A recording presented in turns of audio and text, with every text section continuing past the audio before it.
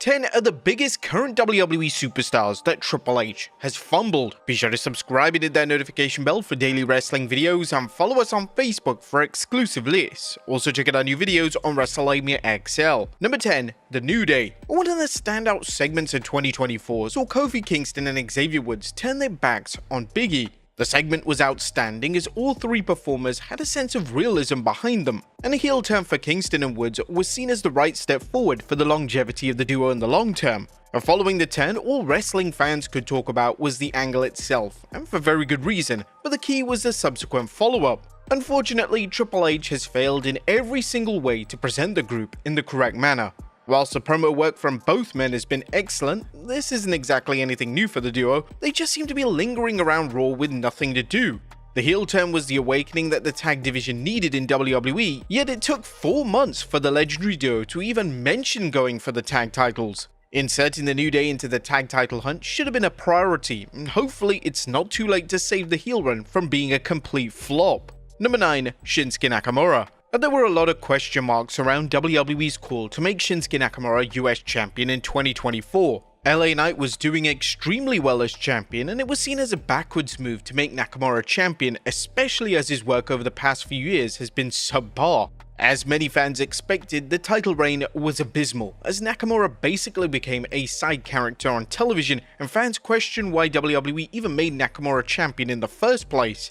Nakamura has slowed down in the ring and his character has been all over the place. This has impacted the fan response to him in everything he does. He barely receives a reaction on TV, and yes, Triple H's booking hasn't been the best for the former NXT champion, yet the issues with Nakamura extend back to his main roster debut in 2017. Nakamura is a name that seems mentally checked out of WWE, and there's likely no way that they can make Nakamura a name that fans can once again take seriously. Number 8, The Wyatt Six. Where are the Wyatt Six? They had such a memorable debut in 2024 and they were the talk of the wrestling world. However, their subsequent appearances haven't exactly been anything special. They mainly feuded with the Final Testament, and this was a feud in which they lost. This didn't exactly do great things for their credibility as a faction, and a lot of the fans said that Triple H was evidently struggling with how to present the group. The group has been off WWE television for some time now, and although it was reported that Uncle Howdy was injured, he has been cleared since the start of 2025. Even if Howdy was injured, they could have easily delivered backstage segments or even vignettes. There's an old expression, out of sight and out of mind, and this is the case with the talented group. There is zero discourse surrounding them on social media, and with WrestleMania 41 just 2 weeks away, there's hardly anyone discussing where the group fit in on the show itself, which is quite alarming.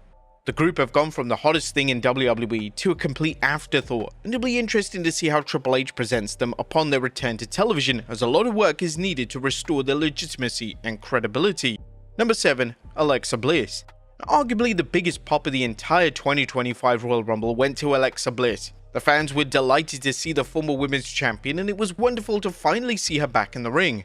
It was vital that WWE followed this up with some strong booking, and even though they booked Bliss in the annual Elimination Chamber match, she's disappeared from television since. Bliss is one of the most over names in all of WWE, yet they don't think it's appropriate to book her in a program on screen. This makes zero sense, especially with Bliss being assigned to the SmackDown brand. SmackDown is struggling with the 3-hour format, wrestlers left, right and center receiving zero reaction from the crowd, yet WWE is an incredible talent who is universally over, yet they're refusing to book her? What is going on here? Now, it was reported that Bliss was going to be involved in the Wyatt Six story, and whilst this makes sense from a continuity perspective, the Wyatt Six aren't on TV in any capacity, so they needed to pivot.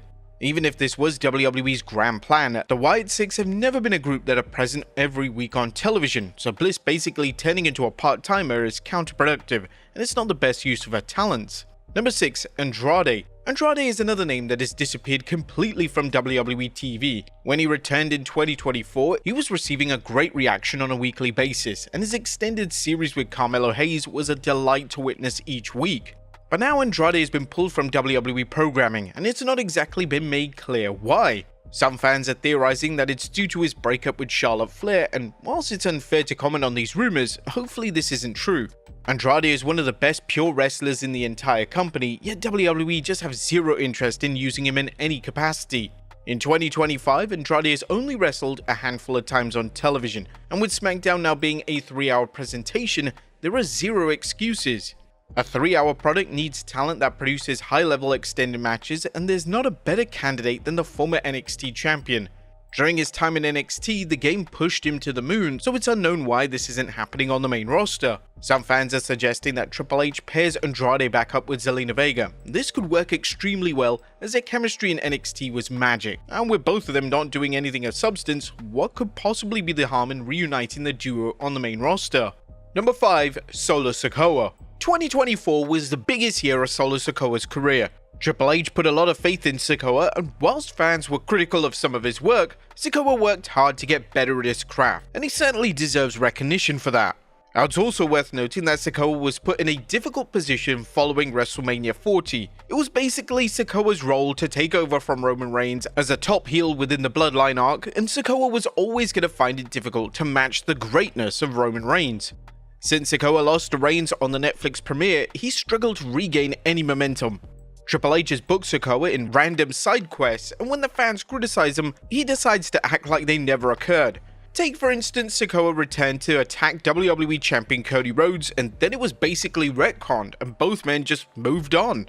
As Sikoa is now in the middle of a storyline with Jacob Fatu, and Fatu has the crowd on his side. Once Fatu breaks away from Sikoa, Sikoa is definitely going to struggle to keep his place on the card. WWE has so much talent across the board, and they need to focus on names that are over with the crowd. Triple H must put a plan in motion to keep Sikoa's momentum intact, or else the entire 2024 Bloodline arc would have been for nothing.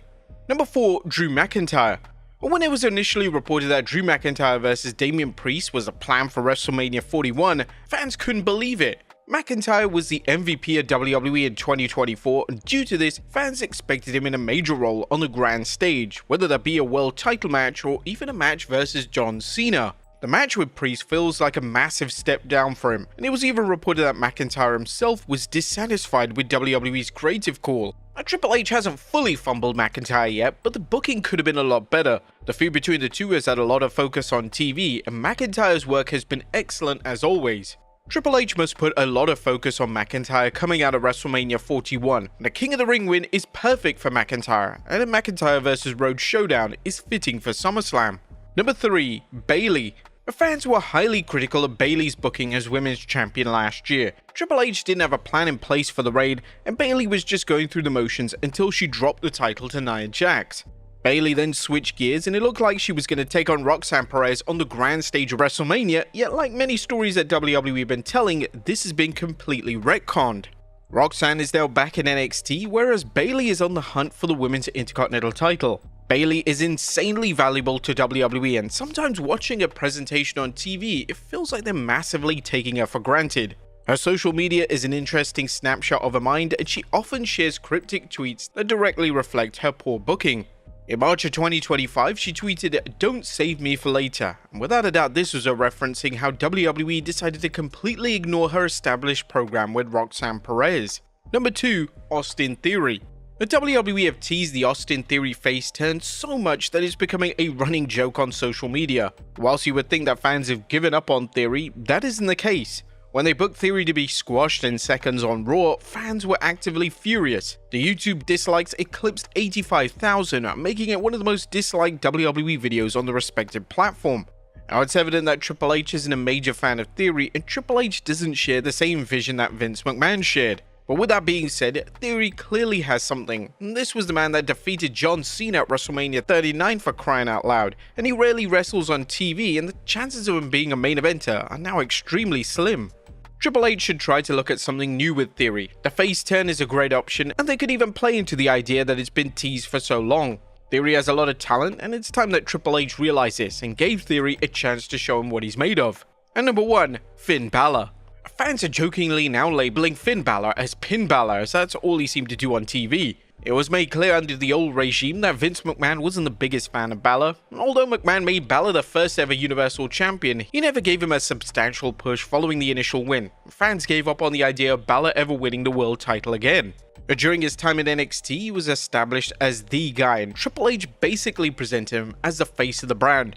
Triple H was in awe of Balor, and every time he spoke publicly about him, he spoke insanely highly of him. Due to this, fans expected Balor to be one of the game's top guys when he took over creative, but this really hasn't happened. Whilst he's been given sporadic pushes here and there, he's lost every single big match, and now he's known as the name that puts everyone over. In fact, him pinning Penta on Raw this week was actually his first win since November 2024. He's been struggling to receive a reaction on TV, and when he made his entrance at the 2025 Rumble, you could hear a pin drop in the stadium as nobody was reacting. This was incredibly upsetting, and this was the final product of a man that's been booked into the ground for almost a decade. Can he be fixed? Well, possibly, but he needs a vast overhaul in his presentation. A babyface turn is needed, and they need to present him with substance and credibility. But there you have it, folks, 10 of the biggest WWE superstars that Triple H has fumbled. Be sure to leave your comments down below, and I'll see you next time with some more wrestling content.